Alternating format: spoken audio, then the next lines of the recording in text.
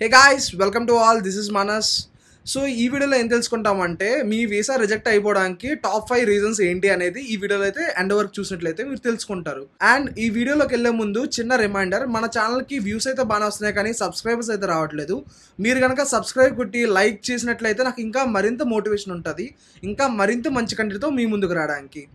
So guys, ఇంకా వీడియోలోకి వస్తే ఈ టాప్ 5 రీజన్స్ చెప్పే ముందు మీకు ఒక ముఖ్య గమనిక అనమాట. సింపుల్గా చెప్పాలంటే, సో వీసా రిజెక్ట్ అయిపోవడానికి చాలా కారణాలు ఉంటాయి అనమాట, లైక్ ఇన్ఫినిట్ నెంబర్స్ ఉంటాయి. బట్ ఈ ఇన్ఫినిట్లో నుంచి ఒక టాప్ 5 కామన్ అనమాట. ఎందుకంటే నేను కొన్ని టెలిగ్రామ్ గ్రూప్స్ కానీ నెక్స్ట్ కొన్ని ఇంటర్వ్యూ యాప్స్ కానీ ఇవన్నీ చూస్తూ ఉంటే, సో వాళ్ళ ఎక్స్పీరియన్స్ నుంచి, వాళ్ళ రిజెక్ట్ అయిపోయిన వాళ్ళ ప్రొఫైల్స్ నుంచి చూసినట్లయితే, సో ఈ రీజన్స్ అయితే నాకైతే కనబడ్డాయి. సో ఈ రీజన్స్ నేనైతే పక్క నా ఇంటర్వ్యూకి వెళ్ళినప్పుడు అవాయిడ్ చేస్తాను. సో అందుకని మీకు కూడా ఈ సజెషన్ ఇస్తున్నా. కానీ ఈ వీడియోని మీరు ఒక రెఫరెన్స్ కింద తీసుకోండి, సో మీకు యూజ్ అవుద్ది తప్పకుండా. సో ఇంకా వీడియోకి వస్తే మన నెంబర్ 1 రీజన్ ఏంటంటే ప్రాపర్ డాక్యుమెంటేషన్ అనమాట. సో ప్రాపర్ డాక్యుమెంటేషన్ అంటే మన పాస్పోర్ట్ కానీ, DS-160 కానీ, I-20 కానీ, సో ఇలాంటివి ఉంటాయి కదా డాక్యుమెంట్స్ ఇవన్నీ. సో ప్రతి డాక్యుమెంట్ మనం యూజ్ చేసినా చేయకపోయినా, అంటే వీసా ఆఫీసర్ చాలా వరకు 99.9% అడగడు, అయినా సరే మనం పట్టుకెళ్ళాలి. ఎందుకంటే ఒకవేళ ఆ టైంలో అడిగినట్లయితే మనం అప్పటికప్పుడు చూపించే విధంగా ఉండాలి కాబట్టి.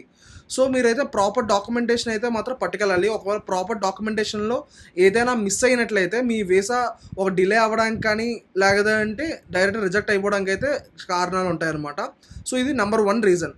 సో నెంబర్ 2 రీజన్ ఏంటంటే హోమ్ టైస్. సో మనం ఏ పర్పస్ మీద యూఎస్ఏకి వెళ్తున్నాం, సో మనందరం మ్యాక్సిమమ్ స్టూడెంట్ వీసా మీద వెళ్తున్నాం కాబట్టి మన పర్పస్ ఏంటి అంటే చదువుకోవడానికి వెళ్తున్నాం. సో వన్స్ చదువైన తర్వాత ఏంటి అని ఆఫీసర్ పక్కా అడుగుతాడు. సో చాలామంది ఏం చెప్తారంటే చదువైన తర్వాత ఇండియాకి వచ్చేస్తాము, లేదు అంటే అక్కడ సెటిల్ అయిపోతాము, సంథింగ్ ఇలా చెప్తూ అంటారు అనమాట. సో ఇలా చెప్పినప్పుడు ఆఫీసర్కి నమ్మబుద్ధి ఎలా చెప్పాలి. సో ఎలా అంటే, ఆఫీసర్ ఇక్కడ మా ఇండియాలో మాకు ఇన్ని ల్యాండ్స్ ఉన్నాయి, నెక్స్ట్ మా ఫ్యామిలీ చాలా పెద్దది, సో జస్ట్ నా ఎడ్యుకేషన్ స్కిల్స్ని బ్రాడన్ చేసుకోవడానికి నేను వెళ్తున్నాను.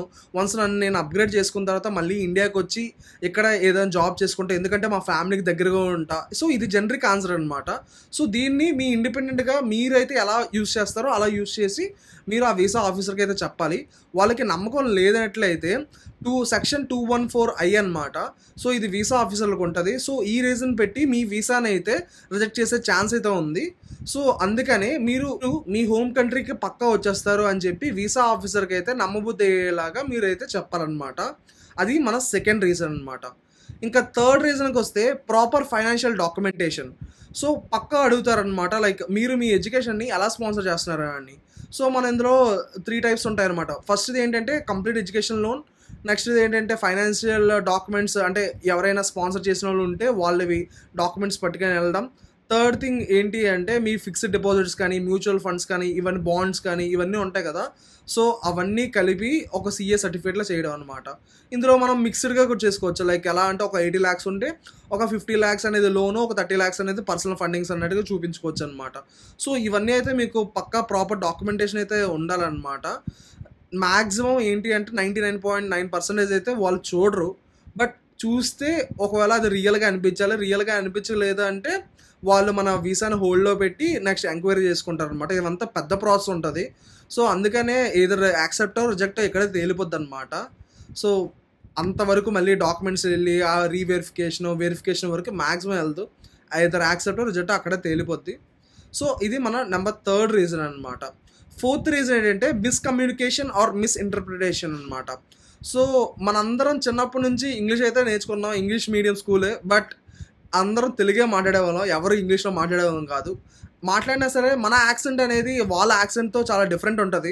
మీరు ఆబ్వియస్లీ ఐల్స్ కానీ డ్యూలింగో కానీ ఇస్తారు కదా ఎగ్జామ్స్, సో ఇచ్చినప్పుడు మనకు అర్థమైపోద్ది అనమాట మన యాక్సెంట్ వాళ్ళ యాక్సెంట్ చాలా డిఫరెంట్గా ఉంటుంది. సో అందుకని వాళ్ళు చెప్పే వీసా ఆఫీసర్ అడిగే క్వశ్చన్ని మ్యాక్సిమము మనం వాళ్ళు రిపీట్ చేయకుండా ఉండేటట్టుగా మనం చాలా శ్రద్ధగా వినాలన్నమాట. First thing. సెకండ్ థింగ్ ఏంటంటే మన బాడీ కంపోజర్ అనేది చాలా కూల్గా కామ్గా ఉండాలి. నాకు తెలుసు పక్కా నర్వస్నెస్ ఇవన్నీ వస్తుంది, అది కామన్. బట్ మనమైతే మన కూల్ అండ్ కంపోజర్ని అయితే మాత్రం మెయింటైన్ చేయాలన్నమాట. సో అది 4th రీజన్. ఇంకా ఫైనల్ రీజన్ వచ్చి ఇంకా వీసా ఆఫీసర్తో గొడవ అనమాట. సో ఎవడో గొడవ పెట్టుకోడు, బట్ ఏంటి అంటే ఆ వీసా ఆఫీసర్ రిజెక్షన్ అని చెప్పాడు అనుకోండి మీకు. సో రిజెక్షన్ అని చెప్తే ఇంకా రిజెక్షన్ అయిపోయిందా అయ్యో అనుకొని మనం ఒక నిమిషం పాటు అలా బాధపడాలి. ఆ డాక్యుమెంట్స్ మనం ఏవైతే పట్టుకెళ్ళామో అది పట్టుకొని వచ్చేయాలన్నమాట. సో ఇది కాకుండా ఎందుకు రిజెక్ట్ చేశారు చెప్పండి, ఇది చెప్పండి అని చెప్పి ఆడితో గొడవ పెట్టుకున్నాం అనుకో, ఇప్పుడైనా కాదు ఆడు బ్యాన్ చేస్తే యూఎస్ గవర్నమెంట్ వాడు ఈజీగా ఒక 5 to 10 years వరకు మనకి అసలు వీసాయే రాదనమాట. ఆ రకంగా బ్యాన్ చేసేస్తాడు. సో అందుకని ఈ టాప్ 5 రీజన్స్ అయితే మాత్రం మీరు గుర్తుపెట్టుకోవాలన్నమాట. సో ఫస్ట్ రీజన్ ఏంటంటే అన్ని డాక్యుమెంటేషన్స్ ప్రాపర్గా ఉండాలి. సెకండ్ రీజన్ ఏంటి అంటే హోమ్ టైస్ అనమాట. అంటే మీరు ఎంత చదువుకోవడానికి వెళ్ళినా సరే వన్స్ చదువు అయితే ఇండియాకి వస్తే వచ్చేస్తారని చెప్పడానికి సాలిడ్ ప్రూఫ్ ఉండాలి. దానికి సిఎస్ఈ సర్టిఫికేట్ ఉండొచ్చు, లేదు అంటే మీరు చెప్పే విధానంలో అయితే బాగానే ఉంటుంది అనమాట. మ్యాక్సిమం సర్టిఫికేషన్ వరకు వెళ్ళరు. ఇంకా థర్డ్ థింగ్ ఏంటంటే ప్రాపర్ ఫైనాన్షియల్ డాక్యుమెంటేషన్స్ అనమాట. మీరు లోన్ తీసుకుంటే లోను, నెక్స్ట్ మ్యూచువల్ ఫండ్స్ అయితే mutual funds, bonds, next personal fundings అవన్నీ ప్రాపర్ డాక్యుమెంటేషన్ ఉండాలన్నమాట. ఇంకా ఫోర్త్ ఏంటంటే body composer and misinterpretation. So ఎవరైతే వీసా ఆఫీసర్ మంచిగా చెప్పేది విని మనం ఎక్కువ అలా అడిగింది చెప్తే చాలు. అంటే ఫర్ సపోజ్ లైక్ వాళ్ళు ఏం అడుగుతారు, మీ పర్సనల్ ఫండింగ్స్ ఎలా అంటే, నా పర్సనల్ ఫండింగ్స్ నేనైతే లోన్ తీసుకున్నాను, నెక్స్ట్ మా పేరెంట్స్ కొంచెం ఫండ్ చేస్తున్నారని చెప్పి ఆపేయడమే. అంతే తప్ప మా ఇల్లు ఉన్నాయి, ఆ ఇల్లుకి ఎంత ఇన్కమ్, నెక్స్ట్ మాకు కొన్ని మ్యూచువల్ ఫండ్స్ ఉన్నాయి, ఇవి ఉన్నాయి అన్నీ చెప్పక్కర్లా. జస్ట్ ఒకవేళ మీకు మ్యూచువల్ ఫండ్స్ నిజంగా ఉన్నట్లయితే జస్ట్ ఇలా చెప్పొచ్చు, officer I have secured education loan on HDFC bank of 50 lakhs as well as my parents sponsoring me more than 30 lakhs for the personal fundings, as well as we have a family mutual funds, bonds. So mutual funds ఏవే ఉన్నాయి, next bonds ఎక్కడెక్కడ తీసుకున్నారు, ఇల్లు ఏ జాగాలో ఉంది, ఇవన్నీ ఏం అవసరం లేదనమాట. షార్ట్ అండ్ స్వీట్ అంతే ఫోర్త్ రీజన్. ఇంకా ఫిఫ్త్ రీజన్ చెప్పాం కదా, వీసా ఆఫీసర్ ఏదంటే అది ఆయన ఫైనల్ జడ్జ్ అనమాట. సో ఆయన ఏం చెప్తే అది కామ్గా వచ్చేయడమే, ఆయనతో ఆర్గ్యుమెంట్ చేయడం, లేకపోతే నా వీసా ఎందుకు రిజెక్ట్ చేశారు రీజన్ చెప్పండి అని చెప్పి అడగడం అవి ఏమి ఉండదు అనమాట. వాళ్ళ అడిగితే మనం ఆన్సర్ చేయాలి, మనం క్వశ్చన్ తిరిగి వేయకూడదు అనమాట. సో ఇది guys top 5 reasons for USA visa refusal అనమాట. సో మీకు కనుక ఈ వీడియో నచ్చినట్లయితే లైక్ అండ్ సబ్స్క్రైబ్ చేయండి. Thank you guys, thank you all.